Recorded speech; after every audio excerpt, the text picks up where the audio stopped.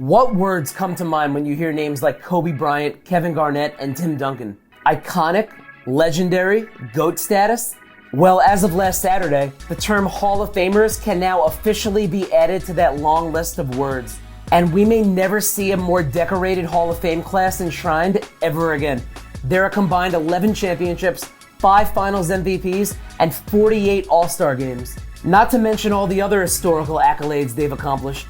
And the praise certainly doesn't end when it comes to their sports card demand.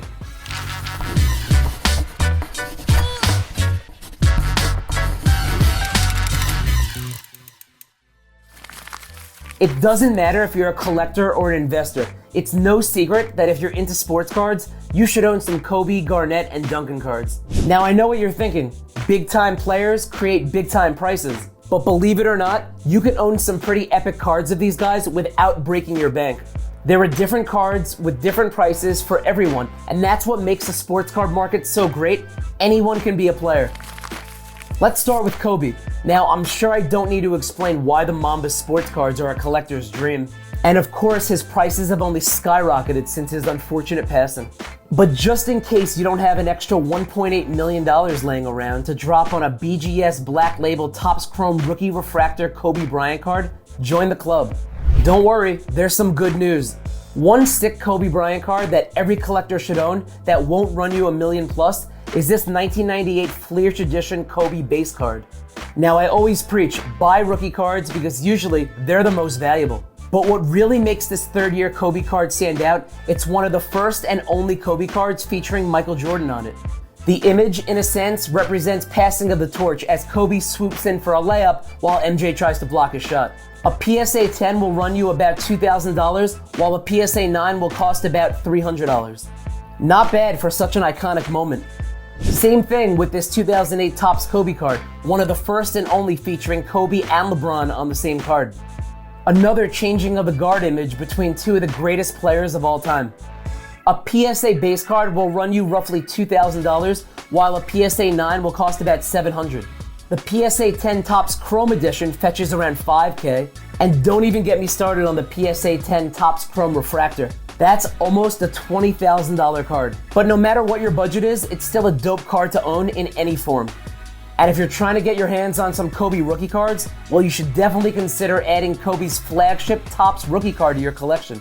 The PSA 10 will cost roughly $5,000, while the PSA 9 is like $900. On to one of my all-time favorite players, KG. Now, Kevin Garnett is interesting. His accomplishments say that he's an all-time great, but when it comes to his sports card value, many argue that he's undervalued.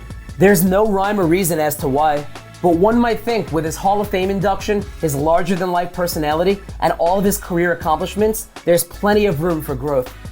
Plus, he's got a documentary coming out later this summer, only adding to the legacy that makes him one of the best power forwards of all time. So if you're trying to own some cheaper yet sick KG cards, you gotta go with his 1995 Topps Finest rookie card.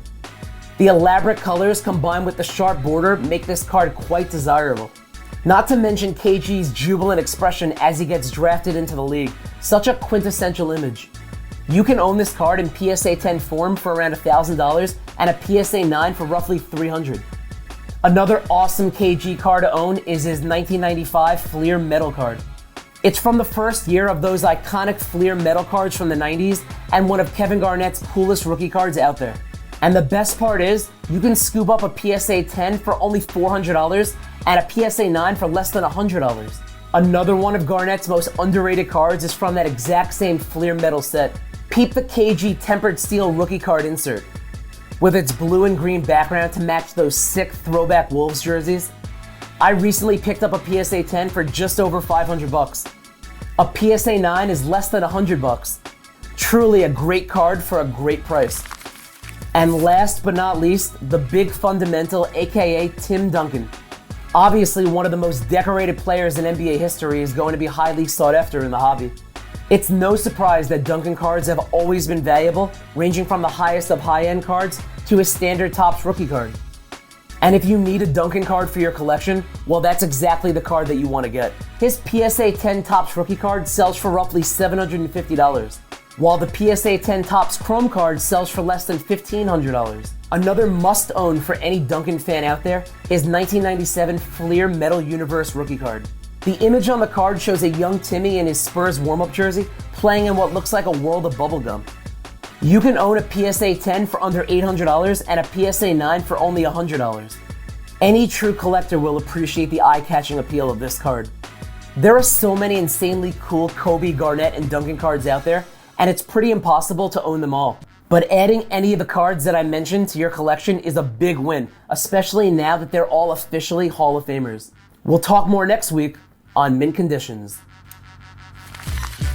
Thanks for watching. If you liked this video, make sure you tune in on Wednesdays at 6 p.m. Eastern to Mint Conditions Live on Twitch and YouTube. And don't forget to hit subscribe.